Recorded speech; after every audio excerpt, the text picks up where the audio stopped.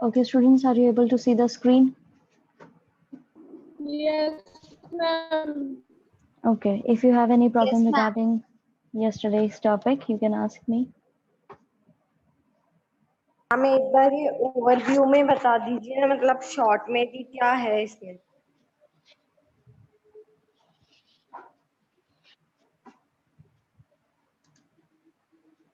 इसके अंदर ये बेसिकली बोला गया है, एंड ऑफ बाइपोलैरिटी के अंदर ये बोला गया है कि एक बर्डन वॉल जो है वो उन्होंने बना दी गई थी, ठीक है, कोल्ड वॉर के समय की बात है, और एक ग्रेटेस्ट सिंबल के तौर पे देखी जाती थी, जहाँ पे जर्मनी के इन्होंने दो टुकड़े कर दिए थे, वेस्ट और ईस्ट जर्मनी के अंदर उसको डिवाइड कर दिया गया था इस वॉल को बनाने के बाद में, और ये बहुत ज्यादा ड्रामेटिक था। इसके बाद में कई सारे हिस्टोरिकल इवेंट्स हुए हैं, और जब सेकेंड वर्ल्ड वॉर खत्म हुआ तब, और कोल्ड वॉर भी खत्म हुआ, तब ये जो डिवाइडेड जर्मनी था ये वापस यूनिफाइड हुआ, ठीक है, इसको एक साथ जोड़ा गया, और एक के बाद एक जो 8 ईस्ट यूरोपियन कंट्रीज थी जो हिस्सा थी सोवियत ब्लॉक का, वो, और वहां पे जो कम्युनिस्ट गवर्नमेंट हुआ करती थी वहां पे मास डेमोन्स्ट्रेशन होने लगा, ठीक है, उनके खिलाफ में, और धीरे धीरे वो कम्युनिस्ट वाली चीज जो थी वहां से हटने लगी।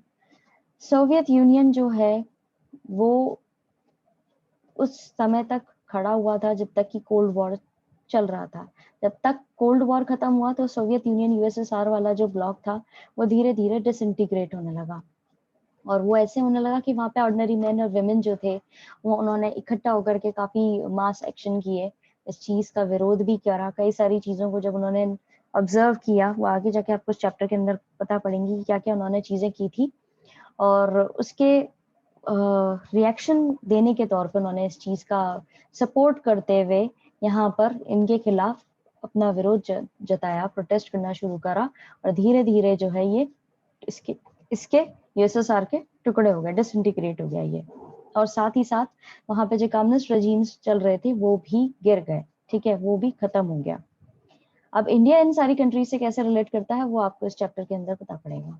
बेसिकली यही चीज यहाँ पे ओवरव्यू में बोली गई है। समझ में आया? Yes ma'am, thank you. Yes, ma'am. Yes, ma'am. Okay, अब स्टार्ट करते हैं। Why was the Soviet system. Soviet system के बारे में बात हो रही है, यहाँ पे लीडर्स बताए हुए हैं साथ में, और सोवियत यूनियन के, उनके बारे में बाद में पढ़ेंगे। पहले ये पढ़ते हैं जो the Union of Soviet Socialist Republics USSR, इसका full form, came into being after the socialist revolution in Russia in 1917। ये एग्जिस्टेंस में आया था 1917 में, ठीक है। The revolution was inspired by the ideals of socialism and as opposed to the capitalism and the need for the egalitarian society. Egalitarian society मतलब equality जो है basic agenda होती है इस तरह की society का। अब ये revolution क्यों हुआ था 1917 के अंदर? यहाँ पर ये जो आइडल थे सोशलिज्म को लेकर के, ठीक है, as oppose to the capitalism. अब जो यूएसएसआर था उनकी अलग आइडियोलॉजी को लेकर के चल रहे थे, जैसे इससे पहले वाले चैप्टर के अंदर भी हमने पढ़ा था। अब वहां पर ये कैपिटलिज्म को लेकर के कि भाई प्राइवेट जो सेक्टर होता है उसमें ज्यादा इन्वेस्ट करना चाहिए, और कम्युनिस्ट पार्टी यहाँ पर होनी चाहिए, इन सारी आइडियोलॉजी को, इस विचारधारा को सपोर्ट करता था यूएसएसआर।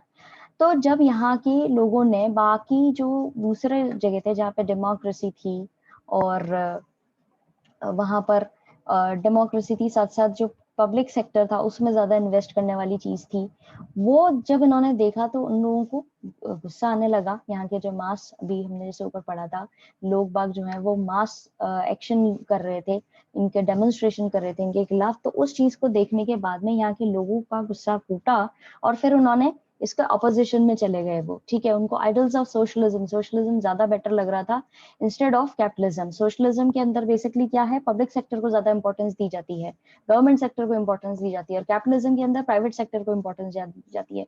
तो इस चीज के खिलाफ वो काम कर रहे थे, ठीक है, क्योंकि उनको भी एक इगैलिटेरियन सोसाइटी चाहिए थी, ऐसी सोसाइटी जहाँ पे सबको इक्वालिटी के अंदर अपॉर्चुनिटीज मिले और वो अपने आप को डेवलप कर सके और फ्लरिश कर सके।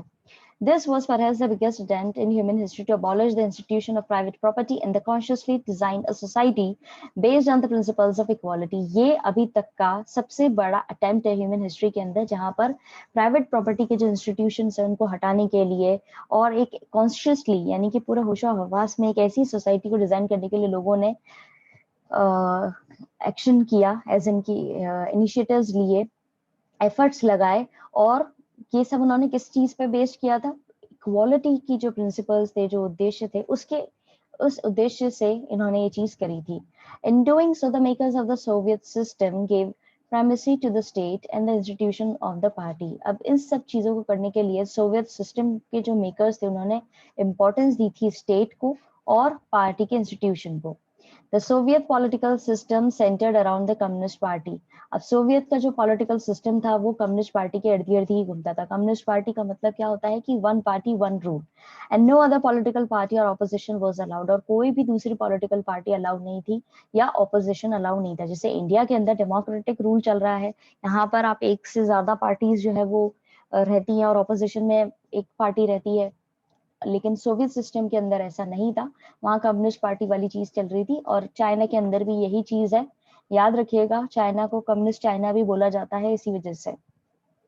The economy was planned and controlled by the state. अब इकोनॉमी जो थी, इनकी आर्थिक चीज जो थी, वो किसने तय करनी थी? स्टेट के द्वारा ही तय करी जा रही थी. और स्टेट ही उससे रिलेटेड सारे अपने जितने भी फंक्शंस थे वो करता था और उसको पूरी तरह कंट्रोल करता था.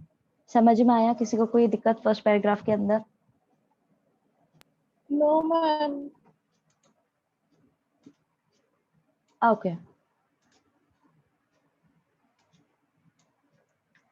Then, after the Second World War, the East European countries that Soviet army had liberated from the fascist forces came under the control of the USSR.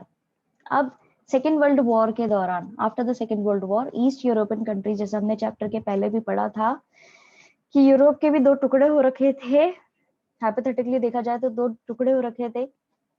एक जो है वो यूएसए वाला ग्रुप ब्लॉक था जिसको यूएसए सपोर्ट करता था, और दूसरा वाला जो था वो यूएसएसआर वाला ब्लॉक था जिसको यूएसएसआर जो है वो सपोर्ट करता था. तो सेकेंड वर्ल्ड वॉर के बाद में ईस्ट यूरोपियन कंट्रीज जो थी, जो सोवियत आर्मी के अंडर में थी, जब वो इस चीज से छूटती हैं, ठीक है, इनके उससे इनको अलग किया जाता है, इनका कंट्रोल जो था यूएसएसआर का वो हटता है उनपे से, तो उनकी अलग अपनी वो चीजें चलती हैं, ठीक है, वो अलग उसमें फ्लरिश करने की कोशिश करते हैं. जो यहाँ पर चीजें चली आ रही थी कि भाई आपको एक कम्युनिस्ट पार्टी जो है उसी के अंडर काम करना है और सारी चीजें आपको इन्हीं के कंट्रोल के द्वारा करी जाएंगी और आप इसी तरीके से यही एक तरीके से ऑथोरिटेरियन है, यही अधिकारी हैं, यही करेंगे. तो उस चीज को देखते हुए यहाँ पर डिफरेंट आपको कॉन्सिक्वेंसेस देखने को मिलेंगे.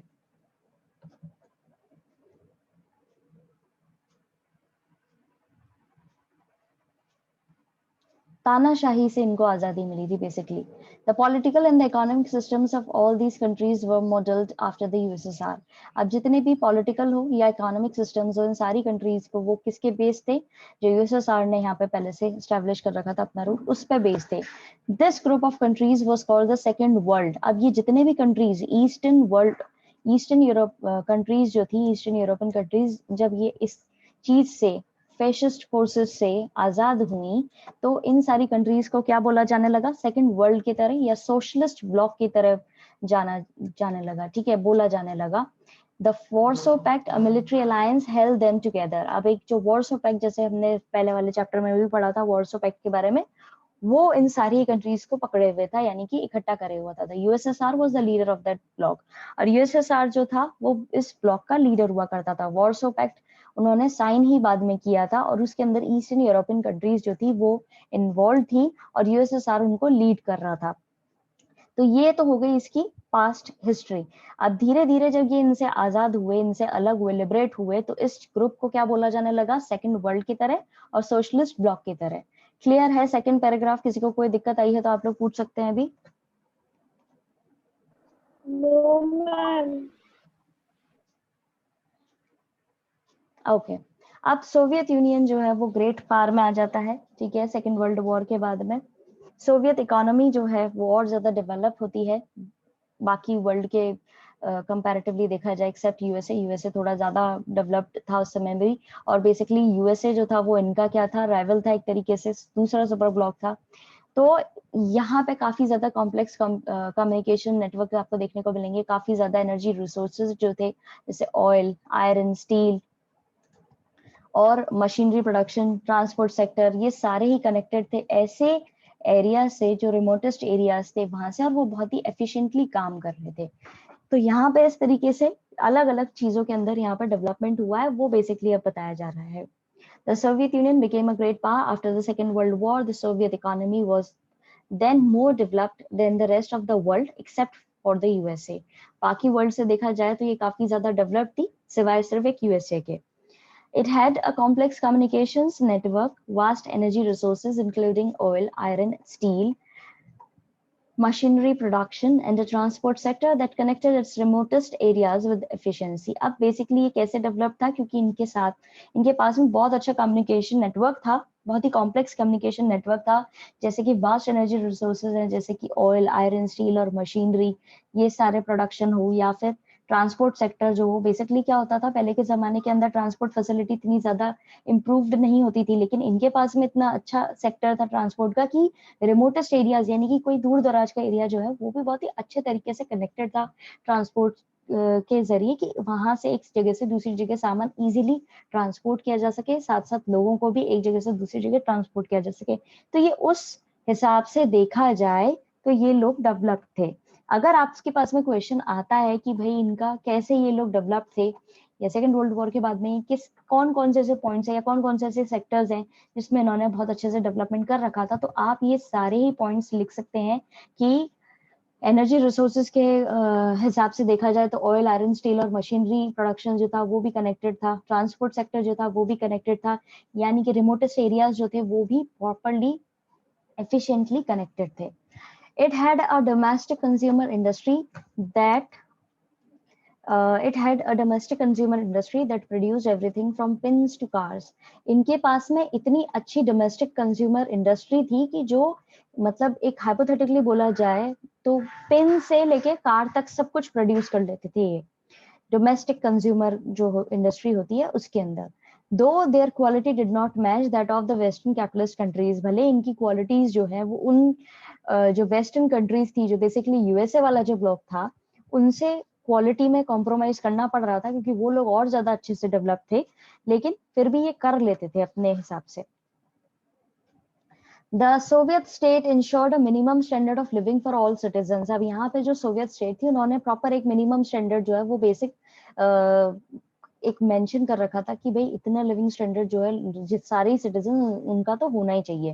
जैसे कि बेसिक सैलरी जो है सबकी मेंशन होती है कि वर्किंग, जैसे कि सपोज जैसे अमेरिका है, अमेरिका के अंदर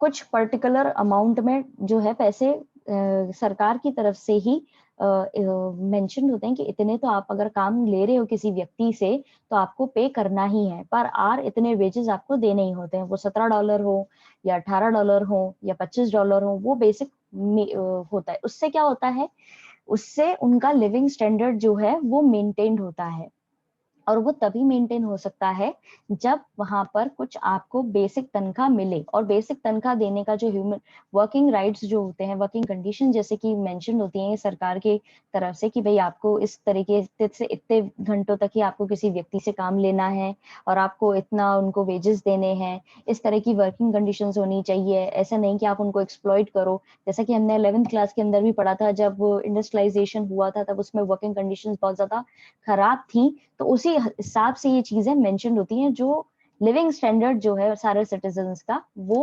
एक तरीके से सेट करती हैं। ठीक है, तो यहाँ पे भी वो चीज मेंशन थी। And the government subsidised basic necessities including health, education, child care and other welfare schemes.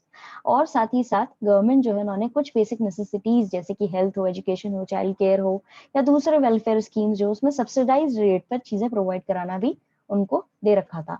There was no unemployment, वहां पे बिल्कुल भी बेरोजगारी नहीं थी। State ownership was a dominant form of ownership, और स्टेट ओनरशिप जो थी वो सबसे ज्यादा डोमिनेंट टाइप की ओनरशिप थी. Land and productive assets were owned and controlled by the Soviet state. अब स्टेट ही जो है वो वहाँ के लैंड जो है उनको भी कंट्रोल कर रही थी, और प्रोडक्टिव चीजें जो हो रही थी या प्रोडक्टिव एसेट्स जो थे उनको भी कंट्रोल कर रही थी, जिससे यहाँ पे सारे ही लोगों को प्रॉपरली काम मिले. प्राइवेटाइजेशन नहीं था. समझ में आया? किसी को कोई दिक्कत? No ma'am, no problem. No, ma'am. Okay.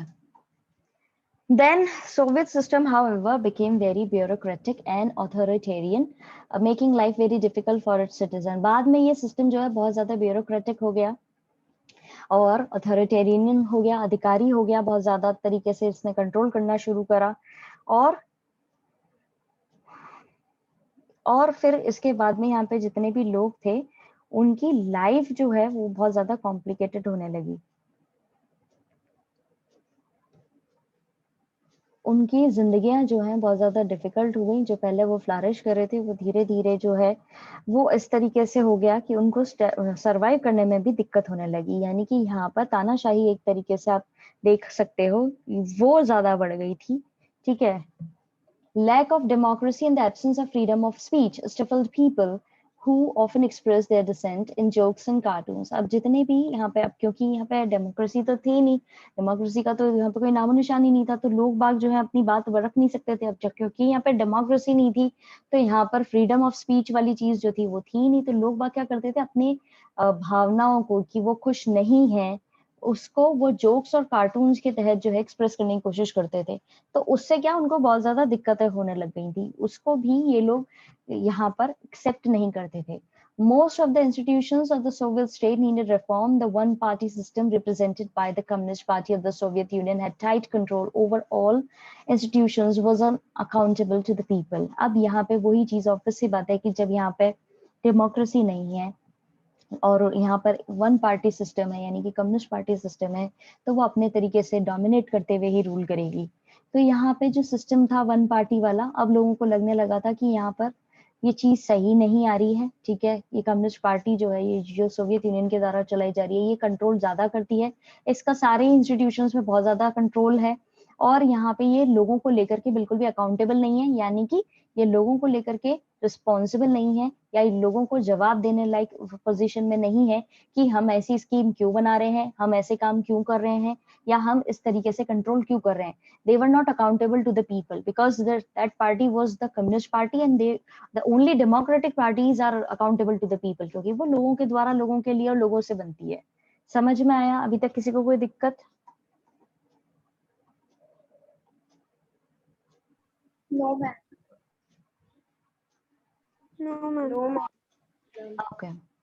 The party refused to recognize the urge of people in the 15 different republics that formed the Soviet Union to manage their own affairs, including their cultural affairs. अब party जो है उन्होंने इन सारी जो लोगों की urges थी, इच्छाएं थी लोगों की कि भाई डिफरेंट रिपब्लिक्स जो है वहां पे 15 रिपब्लिक एरियाज के अंदर वो लोग सोवियत यूनियन जो है उसको मैनेज करते हुए अपने कल्चरल अफेयर्स को मैनेज करते हुए कुछ बनाना चाह रहे थे. ठीक है. पर पार्टी ने उनकी इन सारी ही इच्छाओं को मना कर दिया. Although on paper Russia was only one of the 15 republics that together constituted the USSR, in reality Russia dominated everything and people from other regions felt neglected and often suppressed. अब यहाँ पे 15 रिपब्लिक एरियाज जो countries या states आप समझ सकते हो एक तरीके से वो बनाई गई थी, उनमें उनको लीड कर रहा था पेपर पे देखा जाए तो रशिया जो है उनमें सबसे इम्पोर्टेंट था.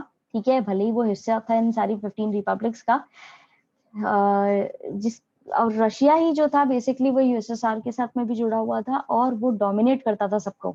जो बाकी के रिपब्लिक्स थे उनको डोमिनेट करता था और लोग बागों के जो अलग अलग रीजन्स की जो उनकी इच्छाएं थी उनको निग्लेक्ट करता था और उनको दबाने की अक्सर कोशिश करता था. ठीक है. तो यहाँ पे अर्जेस उठी लोगों की कि यहाँ पे रिपब्लिक को फ्रेम किया जाए, रिपब्लिक बनाया जाए, but they were totally refuse by the party. Party ने तो रिफ्यूज कर दिया था. फिर भी वो चीज बनी और उसको रशिया ने जो है वो अपने तरीके से डोमिनेट किया. क्लियर है ये वाला पैराग्राफ? किसी को कोई दिक्कत?